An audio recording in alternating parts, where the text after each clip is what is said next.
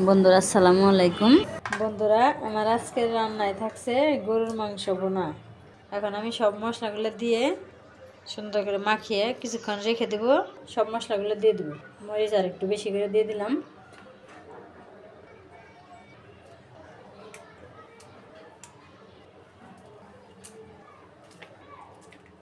সব মশলাগুলো দেওয়া হয়ে গেল। এখন আমি তেল দিয়ে মাখিয়ে নেব। এই যে বন্ধুরা, এইভাবে আমি গাঢ় করে মশলা দিয়ে মাংসটা মাখিয়ে নিলাম। কড়াই চুলায় বসিয়ে দিছি। এখন আমি তেল দিয়ে দিলাম, কয়েকটা এলাচি দিয়ে দিলাম, পেঁয়াজ দিয়ে দিলাম, একটা তেজপাতা দিয়ে দিলাম। এখন একটু হালকা ভাজা ভাজা করে নিব। এখন আমি দিয়ে দিলাম। এখন আমি মাংসটা সুন্দর করে কষিয়ে নিই। এখন আমি ঢাকনা দিয়ে ঢেকে দেব। বন্ধুরা এখন ঢাকনাটা উঠিয়ে নেই, দেখি কি অবস্থা মাংসের। এই জন্য মাংসটা অনেকক্ষণ কষিয়ে নিলাম। এখন আমি পানি দিয়ে দিব, আর এখন আমি কিছু আলু দিয়ে দিব।